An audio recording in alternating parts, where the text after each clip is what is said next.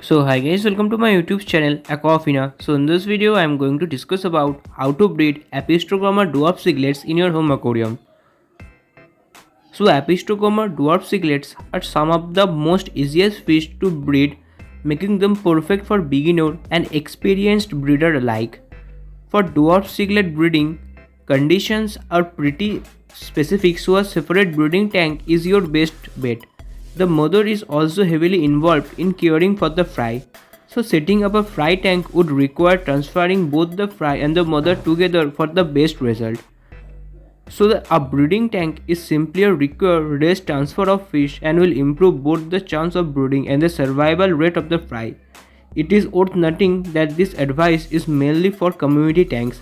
For a tank with only dwarf cichlid, you may not even need a breeding tank, as the female is capable of caring for and protecting her young among others of her species.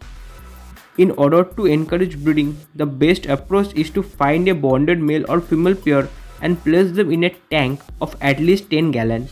Ensure there is only one male in the tank to avoid territorial behavior.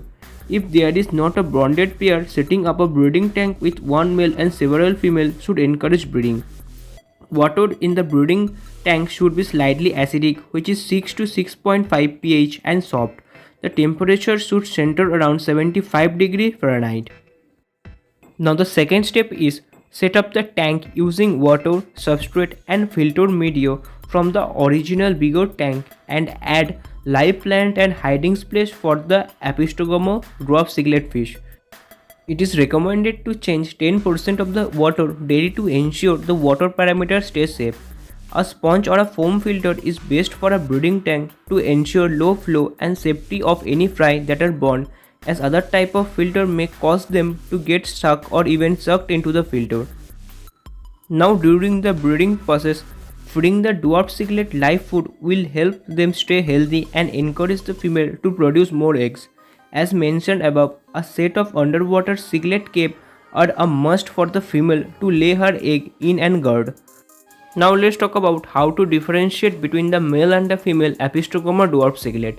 In order to ensure breeding happen, it's important to know how to tell males and females apart. So dwarf cichlid have size difference which helps them to tell apart. Males often have brighter color and distinct dorsal fin plumage that females do not. Since the female tends to yellow during breeding, it is very easy to tell them apart from the males. Now let's talk about the breeding process. Once the cichlids are ready to breed, the female will become a yellow color and the males will become brighter.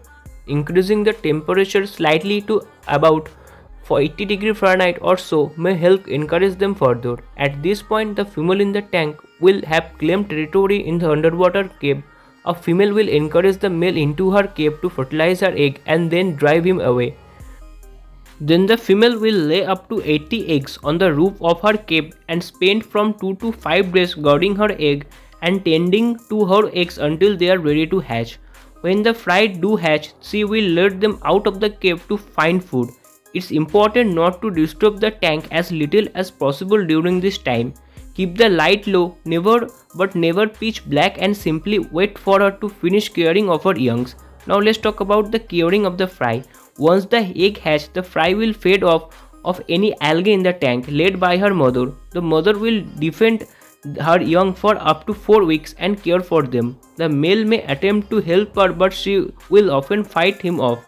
After 3 days, the fry can begin to eat live food such as baby brine shrimp. New live spectrum fry food is also a great option if raising brine shrimp seems a bit complicated and time consuming. So this can be easily done by mixing a bit of the fry food in the water and putting the mixture in a syringe, which can be squeezed close to the fry and their mother. Feed them regularly, but make sure to keep the tank as clean as possible, as fry are very sensitive to the slightest spike in ammonia.